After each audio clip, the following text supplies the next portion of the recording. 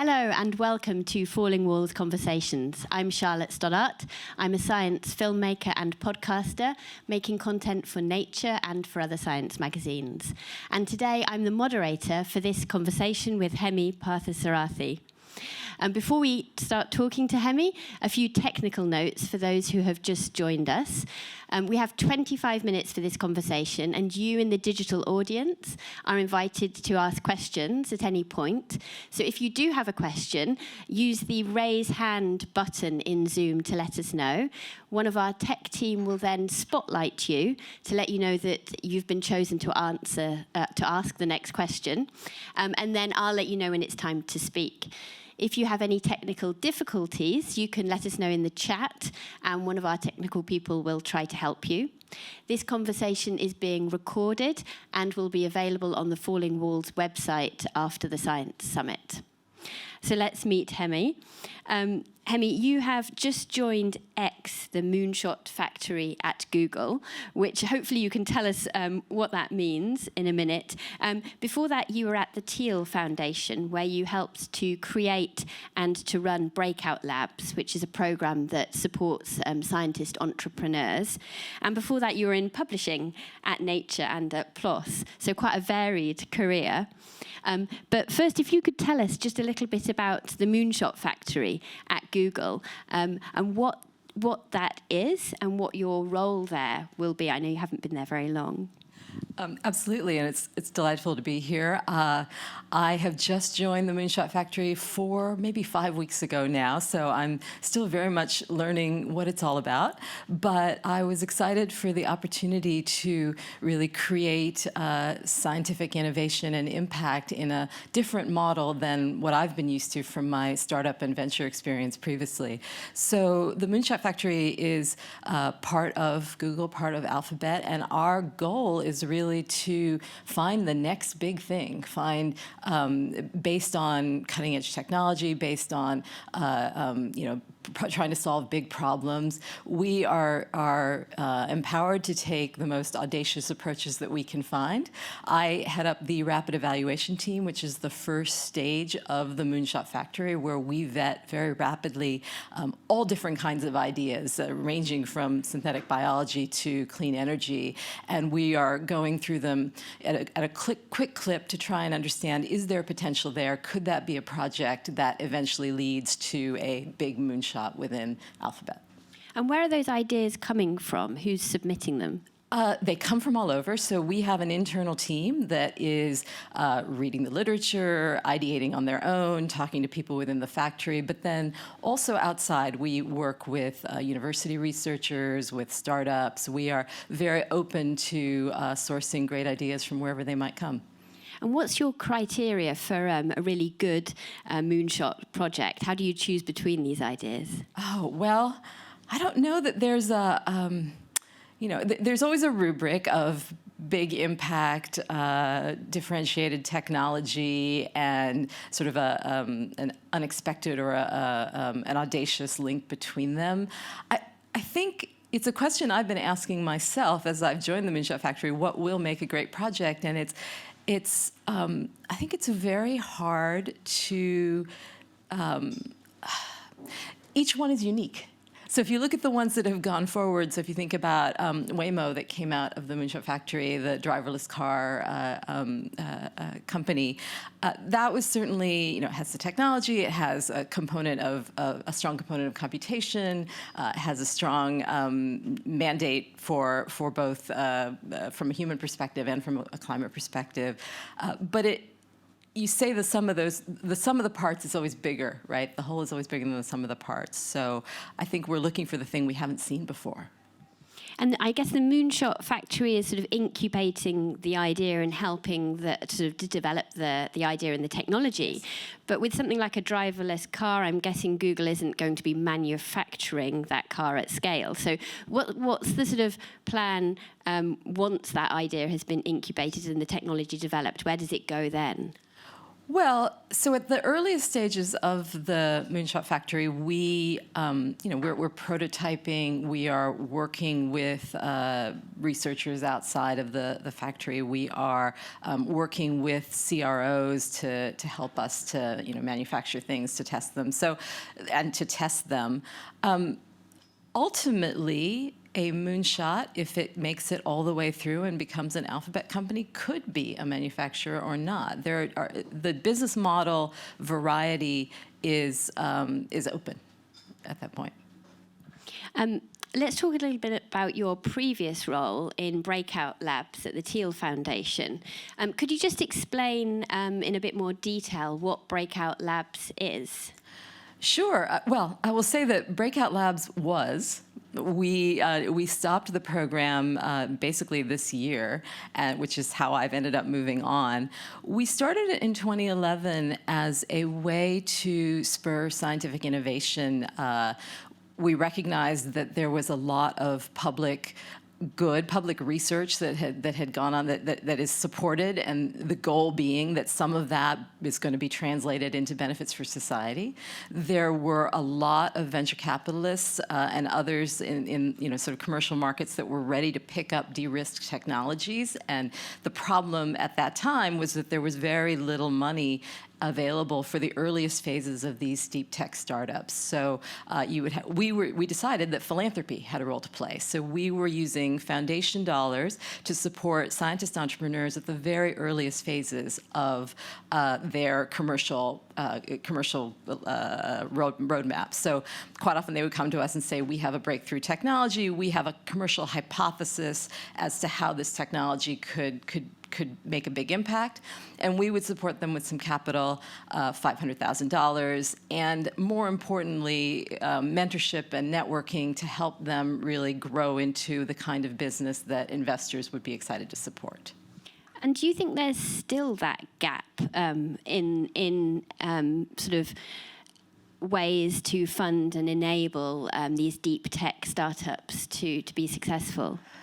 There are definitely gaps. I would say that one of the reasons we stopped the Breakout Labs program out of the foundation was really that the world had changed around us, and that there was a lot of early capital going in earlier and earlier into deep tech startups. So you'll see venture companies or venture firms actually starting companies based on academic research. And so we, in a way, were almost competing the way we had set up the program to support these very, very early stage companies with for-profit dollars, which of course doesn't make any sense for a philanthropy. But having said that, I think Breakout Labs was supporting ultimately venture-backable companies in a lot of ways. And I think there are deep tech companies, there are innovations that don't necessarily match with a venture investment timeline, even now where venture is going earlier and earlier. So I think there are a lot of gaps, particularly when you're thinking about social impact, that philanthropy still has a role in. And how do you think the research community, in particular, could do better at encouraging innovation and enabling scientists to move into entrepreneurial roles? Well, at least in the US, we are seeing a lot of universities place more and more emphasis on trying to translate. So you'll see the tech transfer offices are doing more than just trying to help researchers patent things and hope somebody else will find them. They're actually setting up incubators in various universities, entrepreneurial resource centers, trying to match researchers with MBA students to see if there's a there. So I think there's a lot of attention being paid to that right now. Fundamentally, there is a incentive misalignment quite often with research being done in universities and academic settings being ready to translate out. Because I think there's a lot of emphasis, there has to be, on novelty rather than reproducibility. A postdoc needs a high-profile paper to move on if they want to stay in their academic career, or even not. And so they're not necessarily incentivized to do the repeated, reproducible, kind of boring work that is very necessary to establish a breakthrough technology or a breakthrough scientific discovery as something that is ready for technological translation.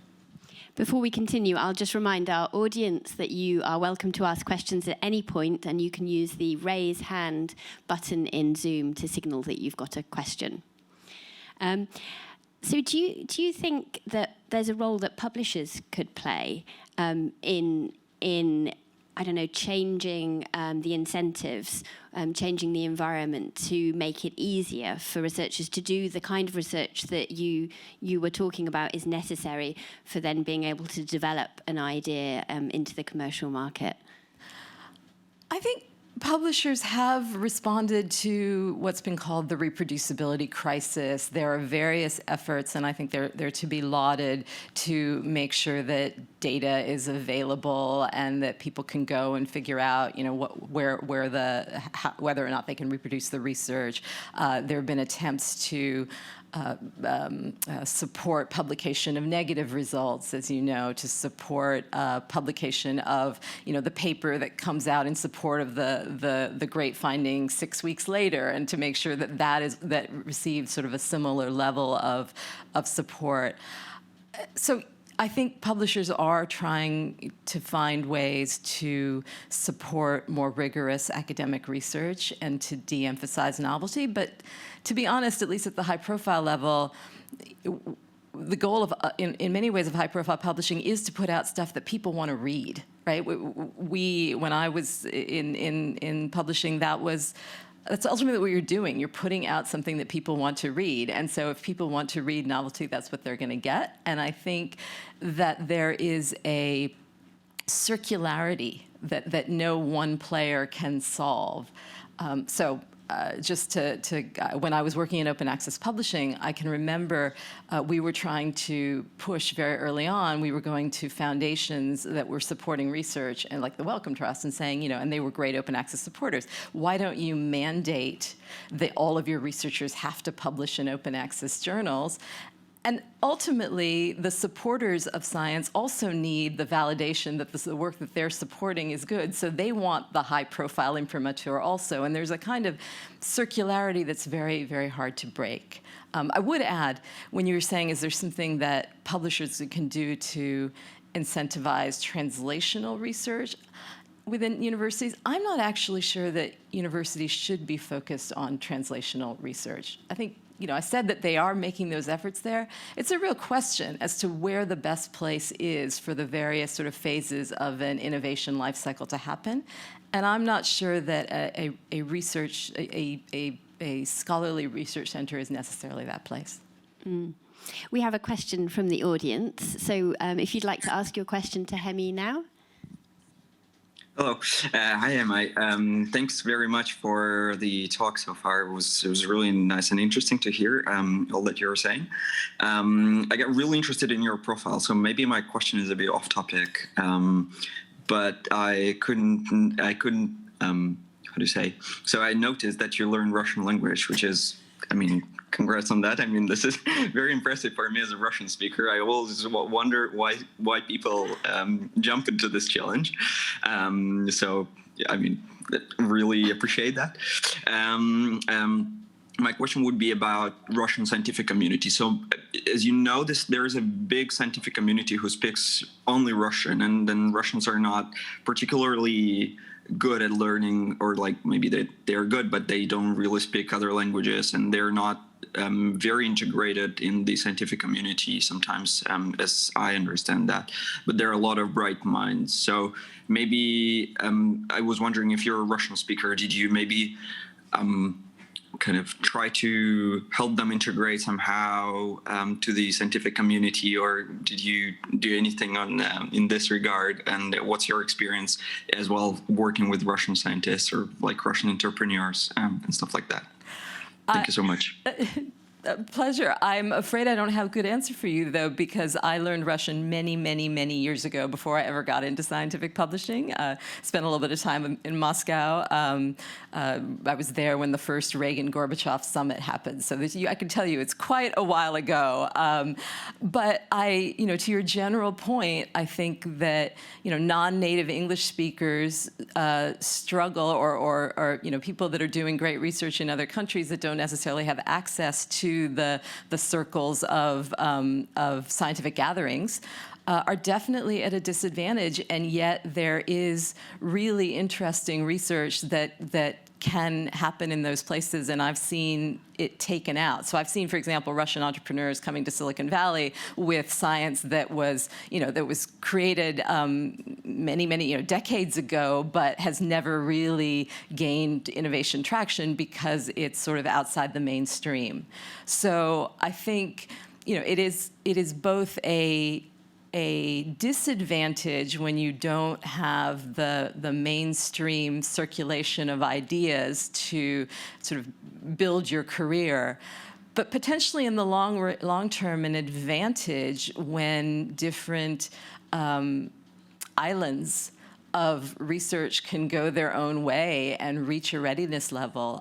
One example I can think of is phage cocktails, where for therapeutics, where that has suddenly come back to life, and I've seen a lot of phage related companies starting up in the U.S. Whereas the phage cocktail therapies were here, not here in Berlin, but here in Eastern Europe long before they were popular. So I think, I'm not really sure I've answered your question well, but I see the challenges. On the same theme, at the Moonshot Factory, are you looking for inspiration in these sort of scientific communities that are perhaps less connected to the international stage?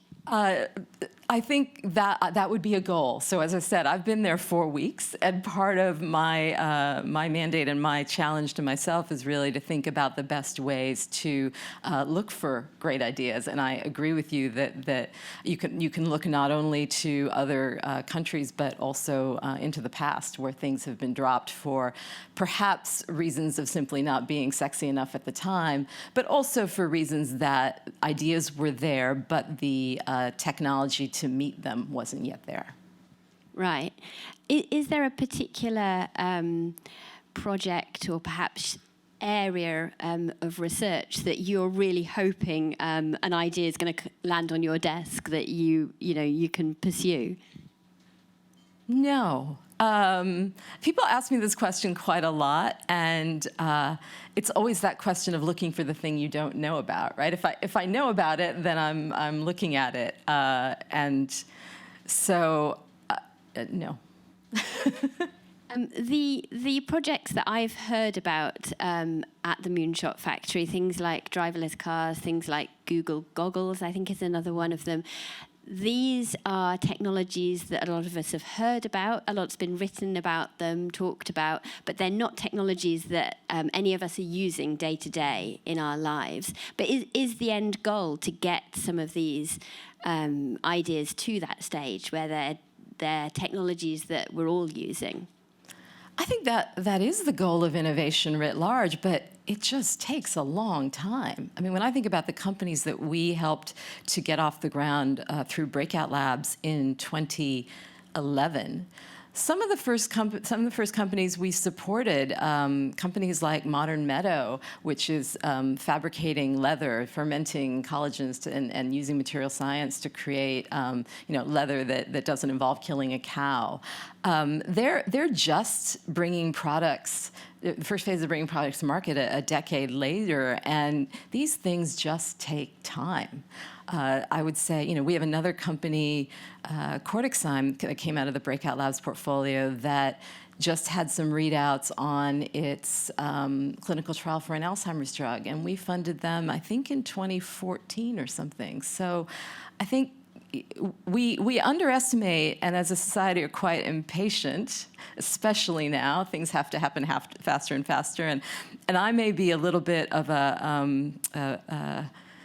not a classic Silicon Valley thinker, because while I agree that we should do everything we can to move fast, I think there's a reality to deep technology innovation that it just takes time. And I'm not sure saying we need to do this, 10 years is too long, is always true. 10 years is not always too long. And what about the success to failure rate? Do you anticipate and accept that a certain number of these ideas are going to fail? Oh, for sure. I think you have to. If you're trying to do something truly risky and out of the box and go places that no one has gone before, there should be a high failure rate, or you should be questioning, are you not taking enough risk?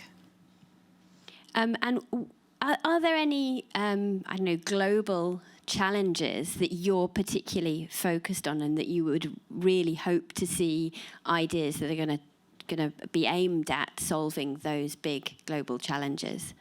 Well, I mean, we're not alone in thinking about the climate, right? That's urgent and on everyone's mind, and I think a number of our projects are paying attention to sustainability, climate, clean energy.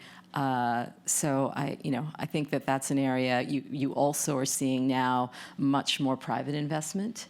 So at least again in the U.S. there's so much. There are so many new funds and rich entrepreneurs trying to give back by helping these efforts that, I would place some hope there. And a final question. To what extent is the Moonshot Factory partnering with scientific institutions in order to develop the ideas and to develop the technologies? We are very open to that, and certainly do have a number of collaborations. We regularly sort of work with various university partners to understand what's happening there and see where we can work together. Thank you very much, Hemai. I think we've come to the end of our time for this conversation. We will be back in 5 minutes with another Falling Walls conversation with Maria Leptin. So you can stay on the Zoom and join us for that one if you wish to, but we'll have a 5-minute break now.